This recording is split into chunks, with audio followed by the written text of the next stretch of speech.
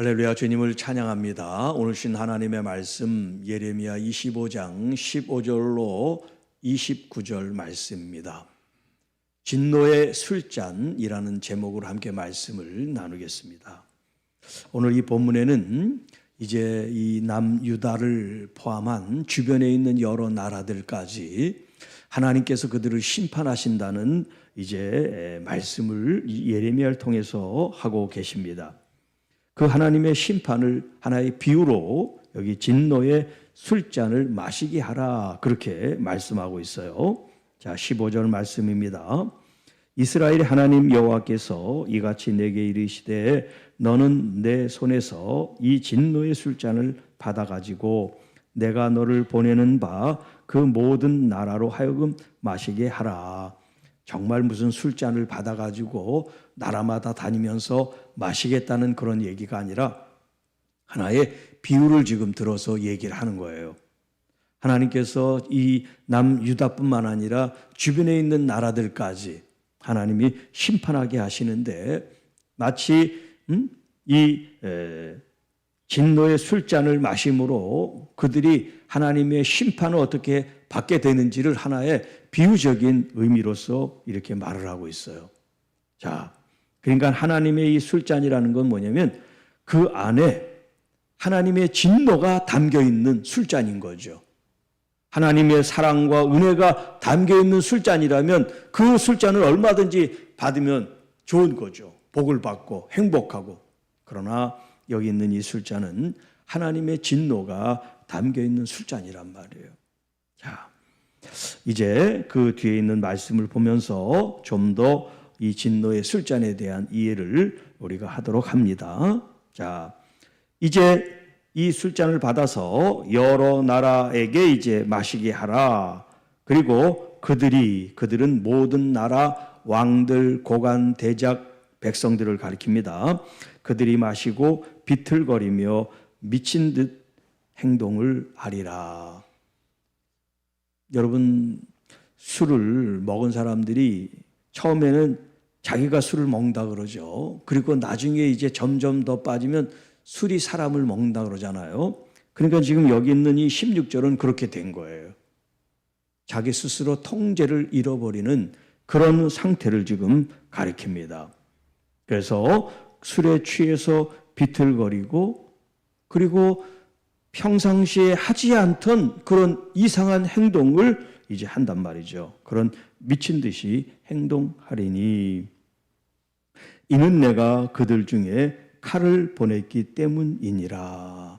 자, 이 칼을 보냈다는 것은 전쟁을 뜻한다 그랬죠. 그러니까 강대국에 의해서 지금 마치 칼로 사람을 치듯이 그런 상황에 전개될 때 사람들이 혼비백산이라고 그러죠. 정신이 막 나가서 정상적인 어떤 행동을 하지 않는 그런 모습들을 보인단 말이에요. 갑자기 어떤 화재를 당한다든가, 갑자기 어떤 자연재해가 덮친다든가 이런 일이 있을 때 우리가 정상적인 행동을 할 수가 없죠. 지금 그런 얘기예요. 갑작스럽게 강대국이 쳐들어와 가지고 사람들을 도륙하고 그 건물들을 파괴하는 일들을 눈앞에서 벌어지면 정신이 똑바로 있을 사람이 누가 있겠어요. 그런 것처럼 마치 독주를 마시고 술에 취한 사람처럼 그들이 이리 비틀거리고 저리 비틀거리고 정신없는 행동을 하는 것처럼 그렇게 행동을 할 수밖에 없게 만들겠다는 거예요. 자, 내가 여호와의 손에서 그 잔을 받아서 여호와께서 나를 보내신 바 그 모든 나라로 마시게 하되. 자, 예레미야가 이제 하나님으로부터 진노의 술잔을 받아서 다른 나라로 이제 그것을 마시게 했다는 거예요. 진짜 뭐 술잔을 가지고 나라마다 다니면서 마시겠다는 얘기가 아니라 하나님의 말씀을 이제 순종하고 있다는 것을 이렇게 표현하고 있는 거죠. 자, 이 하나님의 이 진노의 술잔이 유대인들, 선택된 백성들에게만 속한 것이 아니라 주변에 있는 여러 나라들까지 이 하나님의 심판이 그들에게도 관계가 있다는 거예요. 이제 그 나라들이 쭉 열거되는데 어떤 나라들인지 한번 보십니다. 자, 먼저 18절에 이 예루살렘 유다를 하나님이 먼저 말씀하세요. 그래서 예루살렘과 유다 성읍들과 그 왕들과 그 고관들로 마시게 하였더니, 하나님께서 그들에게 진노의 이런 술잔을 마시게 했다는 것은 하나님의 그런 강제력이 있다는 거예요. 하나님께서 그들을 심판하시는데 그들의 어떤 그 의견을 물어보면서 내가 너희들 심판하면 되겠어 안 되겠어? 그렇게 그들에게 의견을 물어보는 그런 게 아니란 말이에요. 하나님의 의지로, 하나님의 주권으로 지금 이들이 지은 죄 때문에 하나님의 심판을 지금 받게 되기 때문에 여기 왕들, 고관, 대작들, 또 나아가 백성들까지 하나님의 진노의 술잔을 마시게 했다. 그러니까 권력 있는 사람이나 권력 없는 사람이나 남자나 여자나 모두가 다 하나님의 심판의 대상이에요. 왜냐하면 모두가 다 죄인이기 때문에 그렇습니다. 자, 마시게 하였더니 그들이 멸망과 놀램과 비웃음과 저주를 당함이 오늘과 같다. 자, 칼을 전쟁이라 그랬죠. 그 전쟁에서 목숨을 잃으니까 멸망을 당하는 거예요. 그런 일이 있으니 얼마나 놀랍습니까? 그리고 또 비숨과 저주. 지금 그 환난을 당하는 사람들을 보는 주변에 있는 나라들, 백성들이 있잖아요. 그 사람들이 손가락질하는 거예요. 하나님의 백성이라고 하면서 저들이 저렇게 강대국에 의해서 침략을 당하고 모든 것이 다 회파되고 멸망을 당한다. 그렇게 손가락질하고 놀린다는 거예요. 물론 놀리는 그 사람들도 나중에 이제 심판을 받게 되는 거였는데, 자, 지금 순서가 먼저 하나님의 선택된 백성들이 먼저 하나님의 심판 앞에 놓이게 됩니다. 자, 그 다음에 이제 남쪽으로 애굽이 있는데, 애굽은 지금의 이집트죠. 이집트를 가리킵니다. 이집트의 왕 바로와 그의 신하들과 그의 고관들과 그의 모든 백성들, 그동안 이 유다와 이 애굽은 어떤 그 긴밀한 그런 관계를 가지고 있었어요. 이 유대 사람들이 애굽에 400여 년 종살이도 했습니다만 그런 관계를 맺고 있었단 말이에요. 이 애굽이 바로 하나님의 심판의 대상이 되는 거예요. 그러니까 남유다, 애굽, 그 왕들, 그리고 신하들, 고관들, 백성들까지 하나님의 심판에 놓이게 됐다. 자, 그리고 20절에 모든 섞여 사는 민족들과, 섞여 사는 민족이라는 것은 뭐냐면 한 지역에 여러 부족들, 서로 종족들이 이렇게 섞어서 마치 혼합돼서 사는. 우리나라는 그렇게 아직도 뭐 순수한 그런 혈통에 있다고 보는데, 뭐 예를 들어서 유나이티드라고 이름이 되어 있는, 영국은 유나이티드 킹덤이라 그래요. 네 나라가 연합해서 하나가 돼서 유나이티드라는 말 써요. 미국도 우리가 아메리카라 그러는데 정확한 이름은 유나이티드 스테이트예요. USA. 그렇게 이제 USA라 그러죠. 그 아메리카가 유나이티드, 서로 같이 모인 주들, 스테이트, 50여 개 주가 모여서 된 나라란 말이에요. 그런데 그 52주에는 여러 종족들이 섞여 있어요. 네. 단일 국가가 아니라 여러 주들이 모여가지고, 그것처럼 과거에도 이런 소아시아, 유럽, 또 아프리카 이런 대륙에 여러 종족들이 서로 같이 이렇게 혼합돼서 사는 사람들이 있었단 말이에요. 그래서 우수의 모든 왕과, 우수는 지금 정확하게 지도상 어디라고 얘기를 하지를 못하는데 대충 이 유대의 남쪽 어디 정도로 생각을 하고 있어요. 이 우수가 이제 요비라고 하는 사람의 고향으로도 표시되는데, 하여튼 정확한 위치는 알 수 없지만 이 우수라는 것도 이 유다의 인근 지역의 이제 한 족속을 가리키는 거예요. 자, 우스 땅의 모든 왕들, 그리고 블레셋은 이 유다의 서쪽이에요. 서쪽 지중해에 끼고 있는 나라가 블레셋이에요. 자, 그 블레셋 사람의 땅 모든 왕과 그다음에 아스글롯, 가사, 에그론, 아스돗 이 지역은 블레셋의 도시들을 가리키는 거예요. 블레셋이 5도시로 형성이 되어 있는데 지금 여기 있는 대표적인 이름들이 그 블레셋의 이제 도시들의 이름이에요. 자, 먼저 애굽과 유다를 하나님이 심판하시고, 그리고 애굽을 심판하시고, 그리고 블레셋을 심판하신다.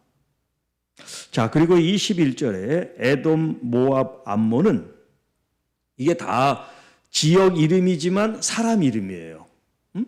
다 아브라함에 이제 관계된 이제 그 씨앗들이 퍼져가지고 이렇게 에돔도 되고 모압도 되고 암몬도 됐어요. 네. 자, 이 지역은 주로 이제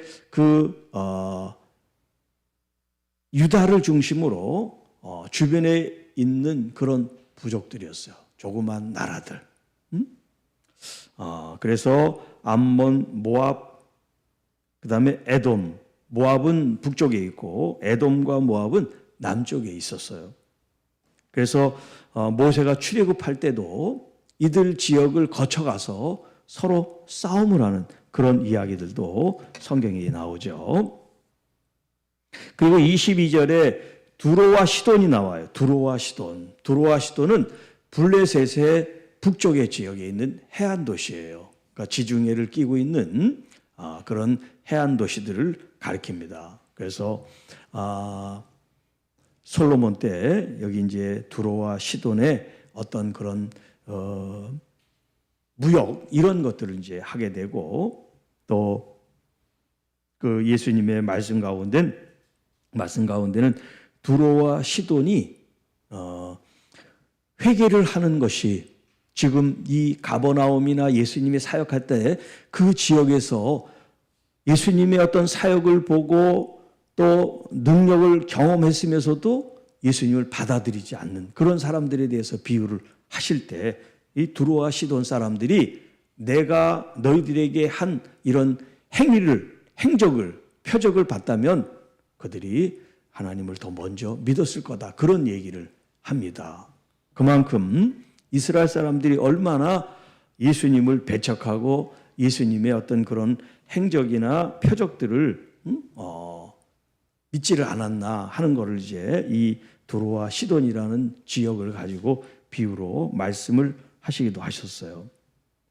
자, 그리고 이제 23절에 드단, 데마, 부스, 그리고 살적을 깎은 모든 자들. 자, 여기 있는 이 지역도 지금 정확하게 어디라고 잘 알려지지가 않았습니다. 대충 우리가 알기는 이제 그 다음 24절에 아라비아가 사우디 아라비아, 아라비아 지역이 많으니까요. 네. 이 지역 사이 어디 정도라고 그렇게 이제 추측을 하는 거예요. 그래서 아라비아의 모든 왕과 광야에서 섞여 사는 민족들과 그 다음에 모든 왕들, 또 시무리의 모든 왕과 엘람의 모든 왕과 메대의 모든 왕들. 자, 여기 엘람 메대는 이제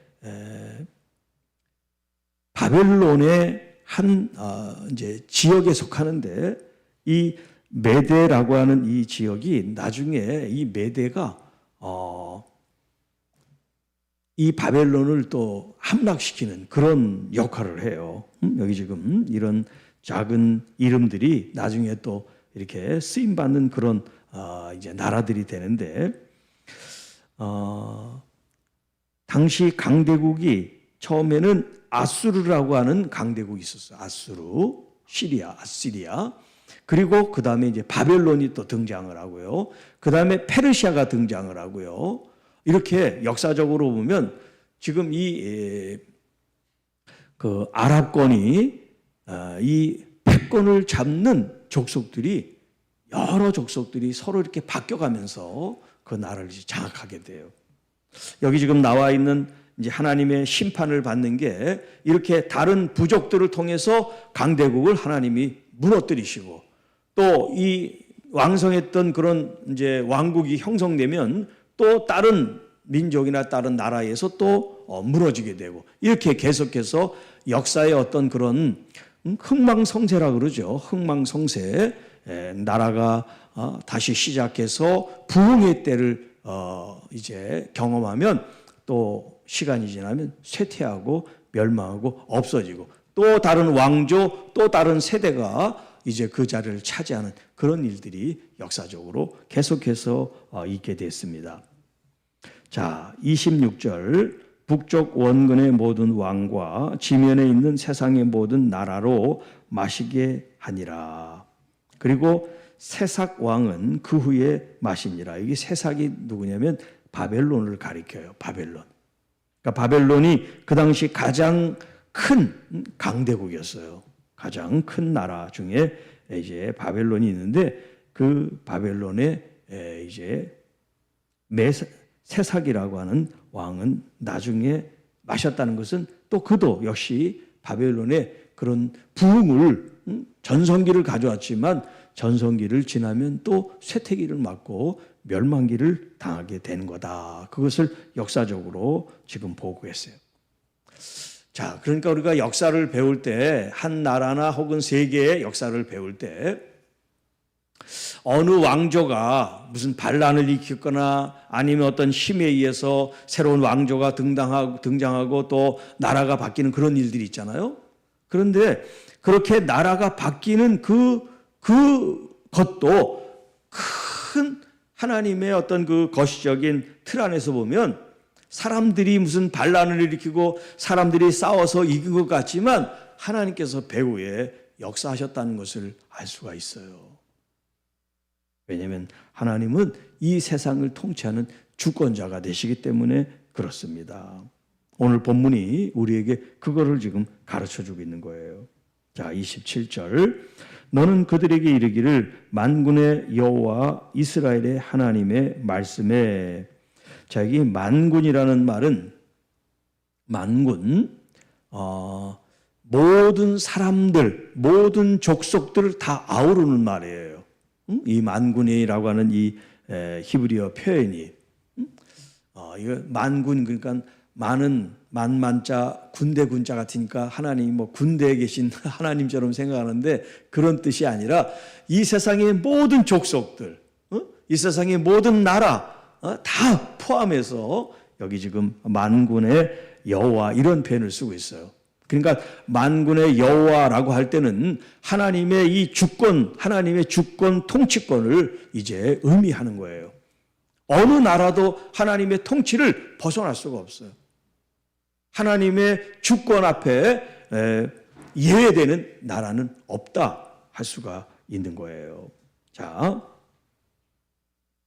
너희는 내가 너희 가운데 보내는 칼 앞에서 마시며 자, 너희 가운데 보내는 칼 그게 바로 이제 강대국이 하나님의 칼이 되는 거예요. 그들이 하나님의 선택을 받은 민족이든 아니든 상관없어요. 그 일을 위해서 하나님이 도구로 쓰는 거예요.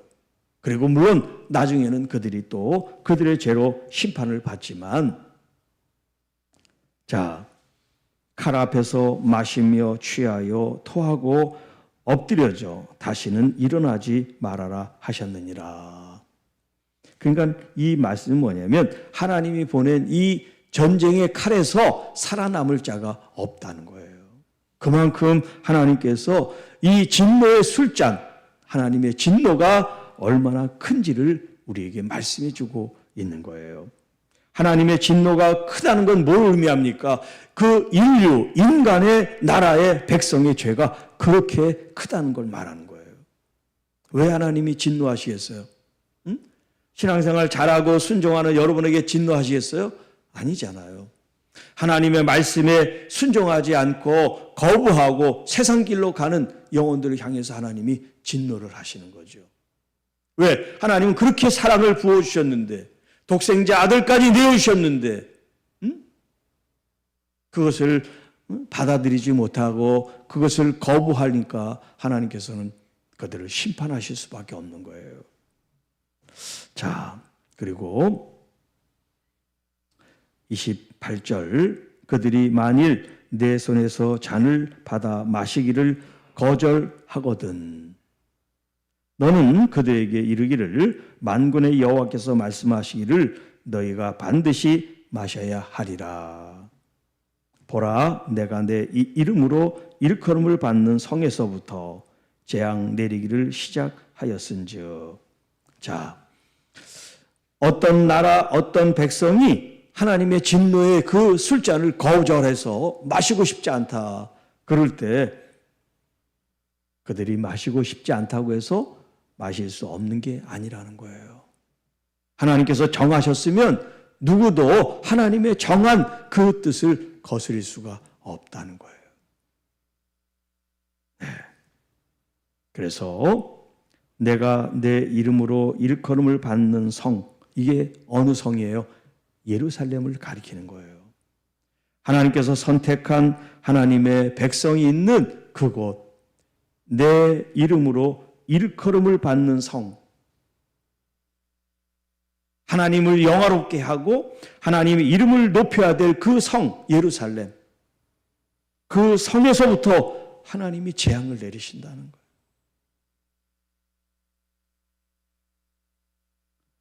그렇게 애지중지 정성을 다한 하나님의 사랑을 거부한, 그 언약을 거부한 북이스라엘, 남유다에 대한 하나님의 심판을 지금 우리가 보고 있습니다. 너희가 어찌 능히 형벌을 면할 수 있느냐? 면하지 못하리니 이는 내가 칼을 불러 세상의 모든 주민을 칠 것임이라 하셨다 하라 만군의 여호와의 말씀이니라. 자, 이 말씀만 들으면 굉장히 우울하고 또 비참하고 또 슬픕니다. 왜냐하면 하나님의 진노의 술잔, 이 진노를 피할 수 없기 때문에. 자, 그런데 이것은 과거의 이야기이기도 하지만 현재 미래의 우리의 이야기이기도 해요. 그렇기 때문에 이 말씀이 주는 교훈은 뭐냐면, 오늘 이스라엘 백성처럼 우리도 선택되어 하나님의 자녀가 됐는데, 하나님의 자녀가 된 우리들이 하나님을 거부하고 말씀을 떠나 살 때 하나님의 진노의 술잔을 우리가 마시게 된다는 걸 알라는 거예요. 다른 말로 얘기하면 우리가 하나님을 성실하게 신실하게 온전히 믿고 주님을 따른다고 하면 우리에게는 진노의 술잔이 아니라 어떤 술잔을 받을까요? 축복과 면류관과 은혜와 번영의 잔을 받겠죠. 네. 오늘 여러분들이 하나님께서 주시는 그런 은혜와 복의 그런 잔을 받아서 하나님께 영광을 돌릴 수 있기를 축복합니다. 하나님이 보이지 않으니까 우리가 마구 함부로 해도 된다라고 생각하면 안 되는 거죠. 오히려 안 보이시기 때문에 더 우리가 조심해야 돼요. 왜냐하면 하나님은 어디나 계시니까.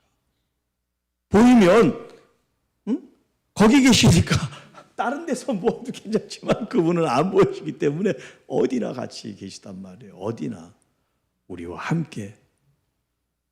그러니까 하나님의 말씀을 거부하고 스스로 혼자 잘났다고 사는 사람들은 하나님이 같이 있는 게 싫죠.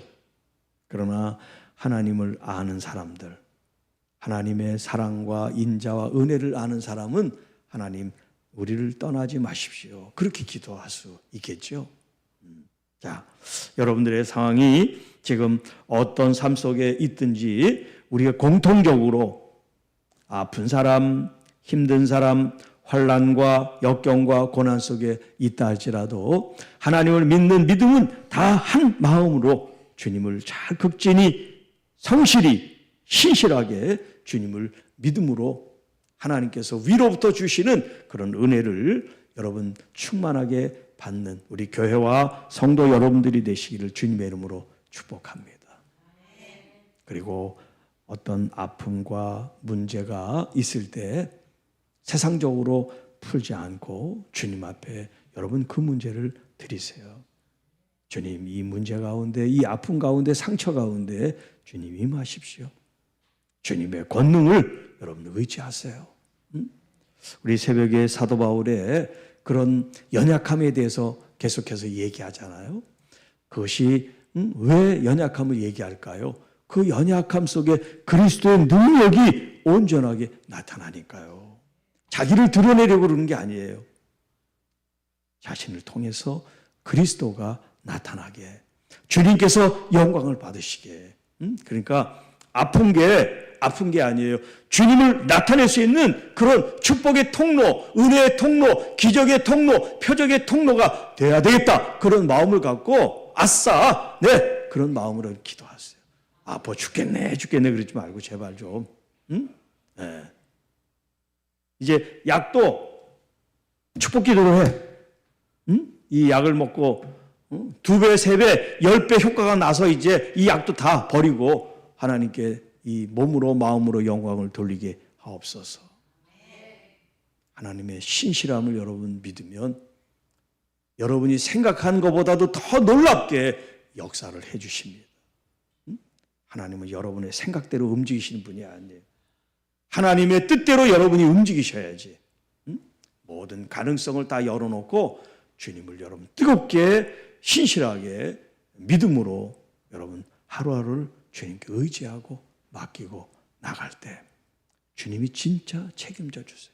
여러분의 인생을 여러분이 책임지는 것이 아니라 전능하신 하나님의 손에 책임져 주시는 그런 은혜를 경험하게 되기를 축복합니다.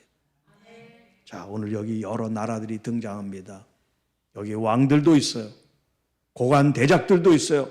권세가도 있어요. 뭐 재벌들도 있겠죠. 그런데 하나님의 진노의 이 술잔이 임하면 누구 하나 살아남을 수가 없어요. 그러나 돈 없고 백 없고 힘 없어요. 정말 연약한 자예요. 그런데 하나님을 믿기만 하면, 우리 주 예수 그리스도를 믿기만 하면 우리는 멸망치 않고 영생을 얻고 영원한 생명 안에 살게 될 줄로 믿습니다. 기도하겠습니다. 하나님 아버지 감사합니다.